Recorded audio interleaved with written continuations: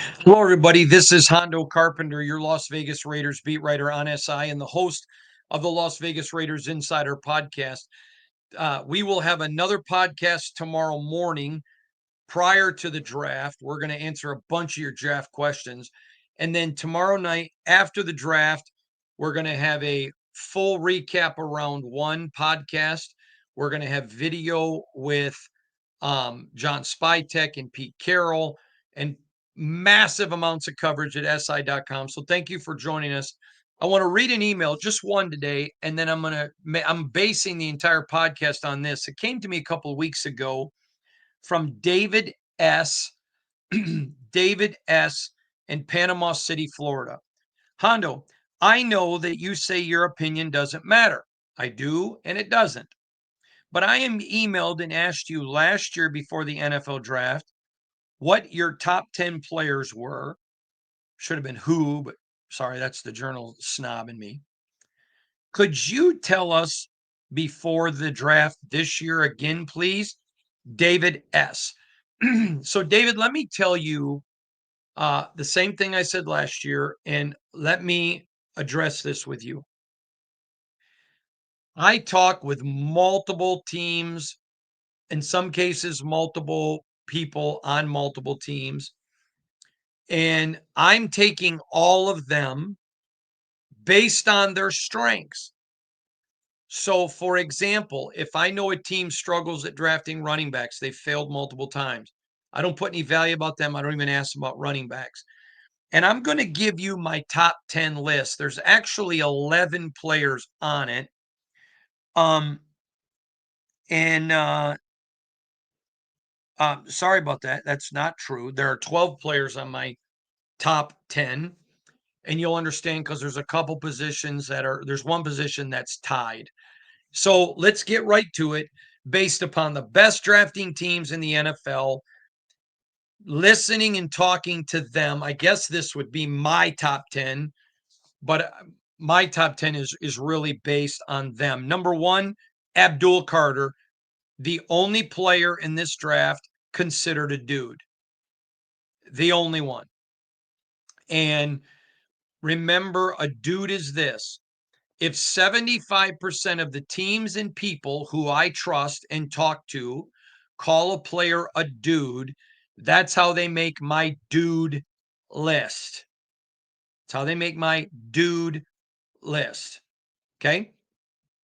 And so he's the only one that reaches that threshold. There's a couple that are close. I'll go over all those with you in a minute. But he's the only one, a dude, a bona fide dude. Every single person, it's not 75% of them, it's 100%. Call him the best player in this draft. Abdul Carter. I've had multiple guys say to me the same thought. If he is picked anywhere other than number one, then everyone above him should lose their jobs. There you go. Now, if they don't pan out, like one guy said to me, if you're convinced somebody in front of him, and he used Tennessee with Cam Ward, he said if they go with Cam Ward and he turns out to be the franchise guy they hope, then that guy shouldn't lose his job. He goes, but this is the safest bet in this draft.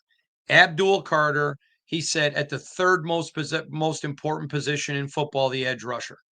Obviously, quarterback. And then if your quarterback's right-handed, your left tackle. If he's left-handed, your right tackle. So now let's go down and start at the bottom of the list.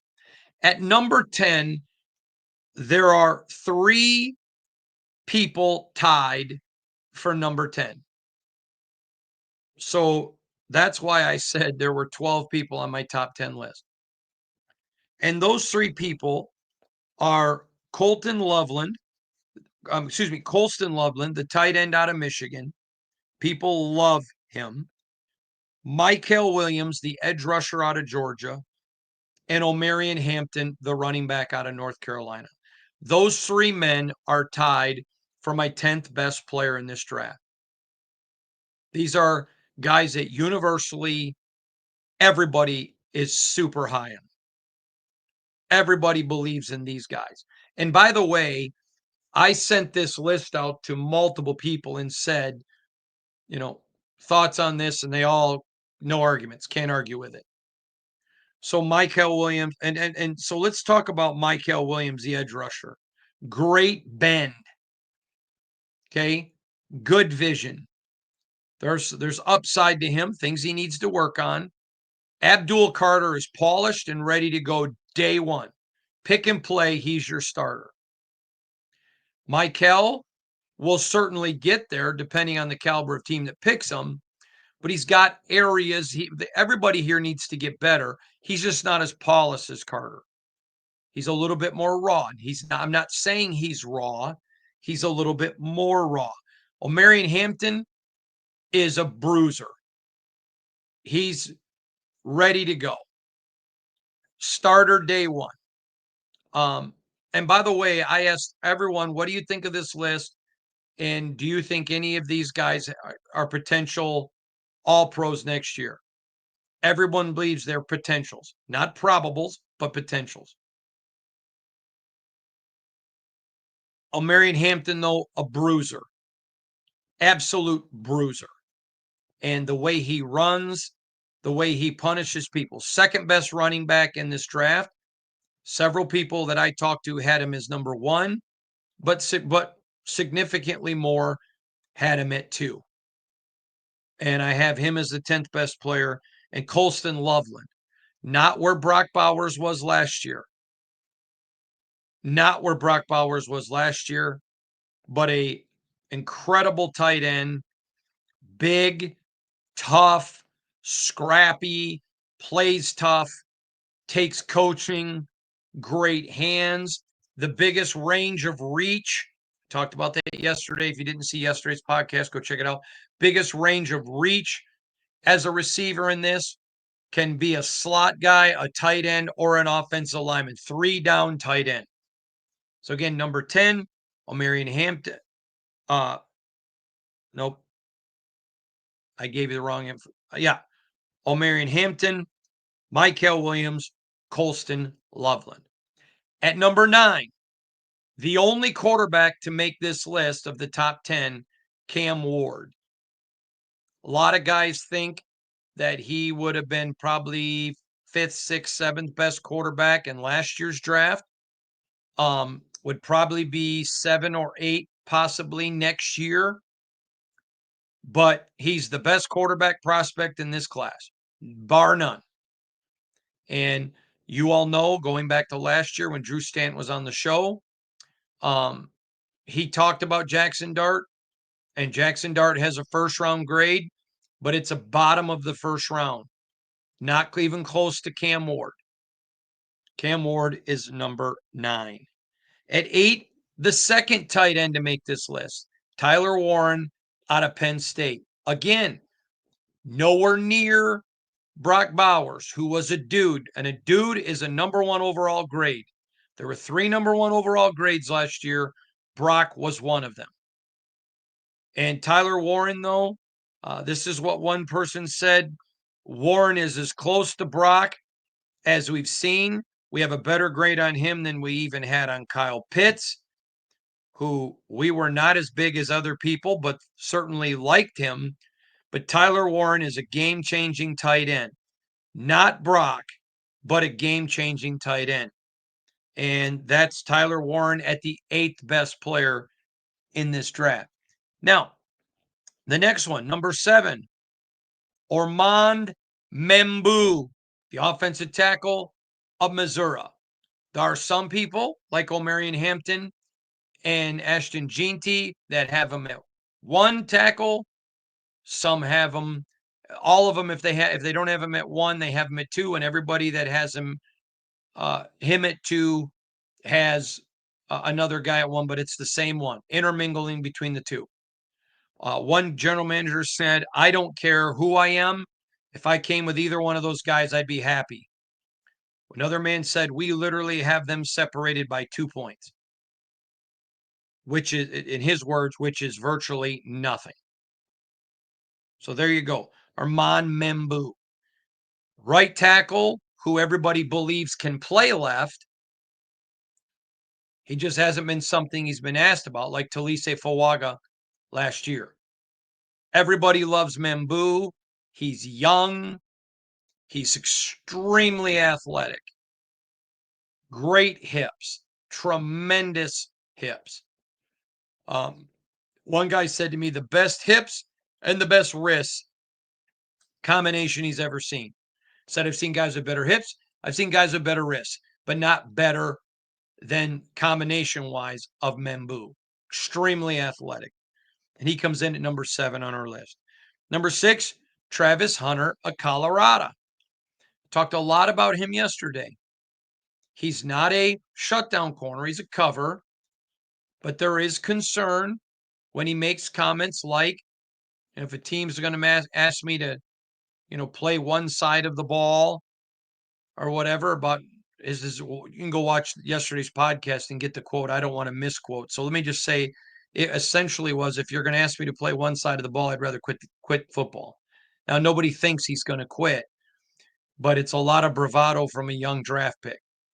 But he's the 7th best overall prospect. And remember, when they're judging guys, they're looking at all concerns here. So Travis Hunter at number 6. And number 5, Ashton Jeanty of Boise State. I've shared this with you before, but here's another comment. Hondo, he's the best running back, in my opinion, since Saquon Barkley. Have him rated much higher than Bijan Robinson, and have him rated higher than Josh Jacobs when he came out. He threw that in there because obviously we're Raider-centric. But said he thinks he's the best since Saquon Barkley. They don't think he's where Barkley was when he came out, but they do believe he could be as good as Barkley. And when I asked one guy, do you think he could be better? And he said, I don't think you can play that position better than Saquon Barkley. I thought that was pretty high praise. He goes, I don't think there's any ceiling above where Barkley's playing right now. Because I don't think you can play the position even better. In fact, he made a statement. He goes, if Madden doesn't give Saquon a 99, then nobody deserves it. I thought that was pretty interesting. So again, Ashton Jeanty there at 5. O'Marion Hampton, as you know, a lot of people see him as interchangeable. Number 4, Will Campbell, the offensive tackle out of LSU. People love Will Campbell. They love, he stepped on campus, took the job, and never looked back. They look at the level of experience, the guys he's played against, and the guys he's dominated. One person told me that he has not interviewed a offensive lineman that had a brain like Will Campbell in a long time. Just the way he thinks. One note here, plays offensive lineman with a quarterback mentality. Another person said, put him in an interview with Tom Brady, and I guarantee you Tom Brady walks out saying, that's our guy. Prepares like Tom Brady, watches film like Tom Brady, thinks like Tom Brady. There's nothing that kid can't do. That's Will Campbell, the offensive tackle at LSU. I will tell you, not all, but there are several teams that have Will Campbell with a 1 grade, with a dude grade. Now, it's not over 50%. I'm not trying to imply it. It's about 25% of the teams I talk to have Will Campbell with a dude grade. Third player is Mason Graham out of the University of Michigan. He doesn't reach my 75% threshold of teams calling him a dude, but it's over 50%. People love him. One guy said he's Ndamukong Suh relentless. Another guy, he's a lot like Ndamukong Suh, but Ndamukong Suh at times looked bored with the game. This kid just seems to love it. Another guy said he's Ndamukong Suh with Brett Favre's childhood love of the game. Another one said, he said he would give a body part. I'm not going to say what the body part is, but it was a male reproductive part. We would give a right blank to get him. We know how to use him. He would be a Pro Bowler as a rookie. Another one, dominant force. I could even see him sliding to the outside in some 3-4 stuff. Interesting. Mason Graham, the defensive tackle out of the University of Michigan. The next guy,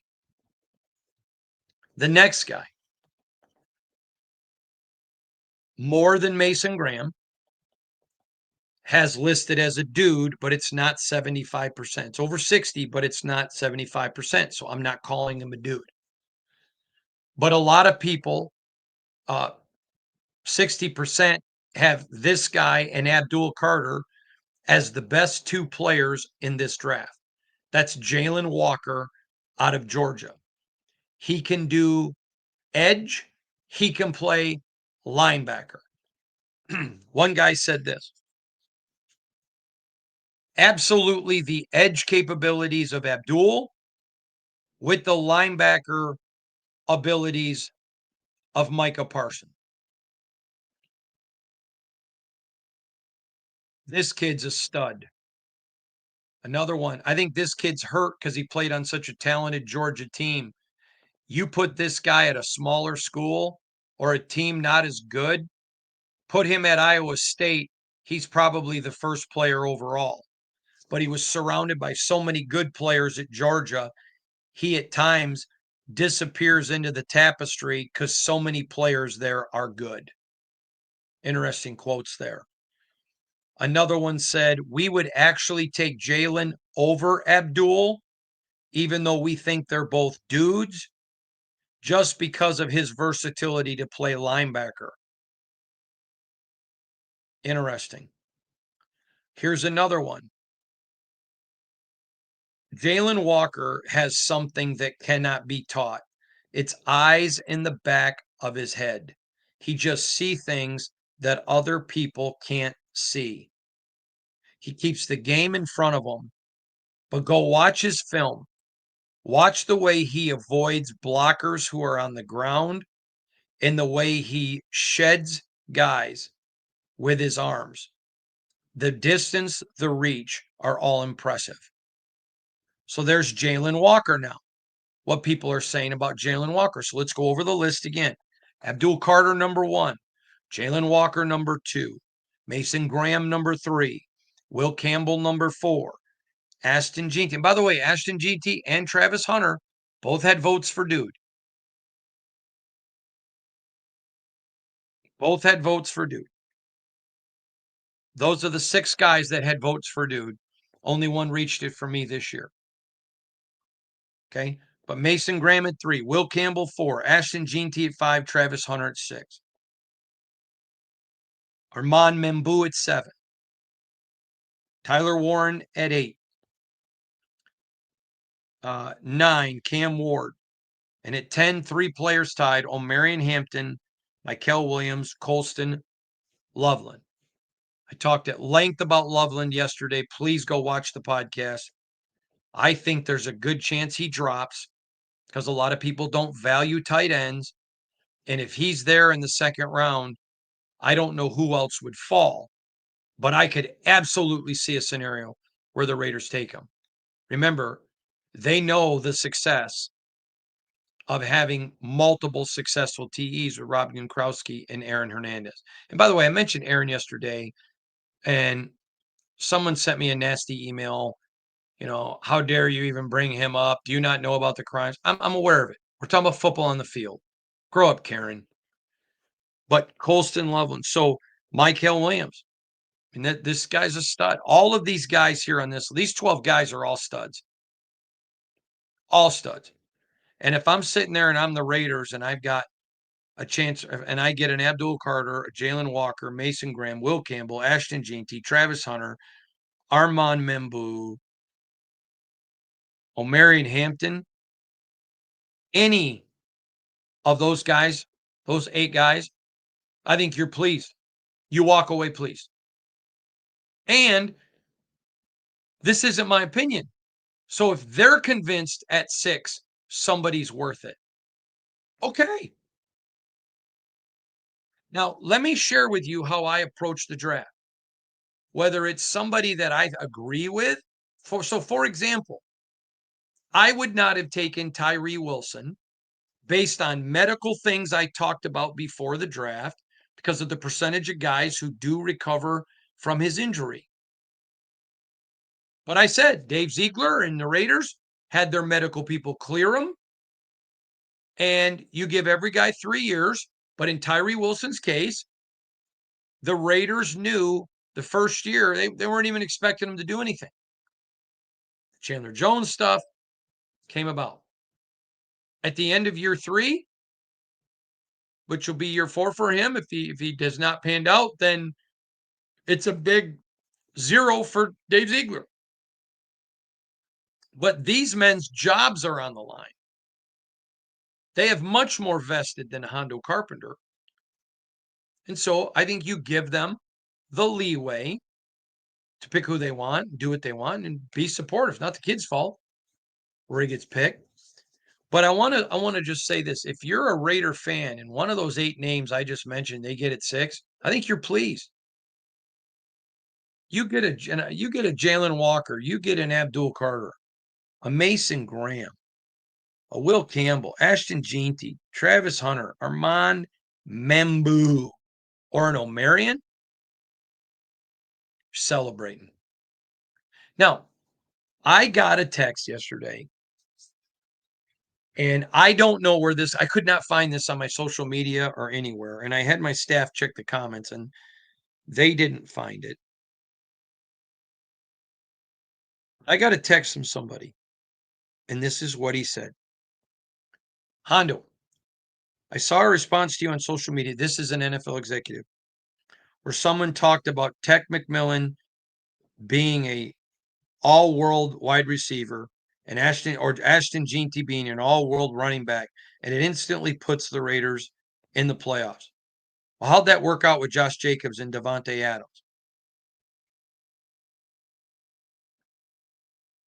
I think the Raiders need to build the right way. I think the Raiders will build the right way. If they're as confident in their offensive line and defensive line as I think they might be, then they very well could go for Jeanty. But with this many running backs, I'm only guessing, and the man knows John and knows Pete. I don't know if he knows Tom or not. I think he does, but I don't know that. I would almost think it's going to be anyone but a running back, and I don't see any scenario that it's a wide receiver. Now, that's just his opinion. He may be 100% wrong. I have no idea. We're going to find out tomorrow. I'll be at the facility. But that is our top 10 list. 12 guys, top 10 list. I appreciate you. Don't forget tomorrow, 9 a.m. Eastern. No, 8 a.m. Eastern, 5 p.m. Pacific. We'll have a podcast coming tomorrow with the final of all your draft questions, draft nuggets, draft information. It's going to be great.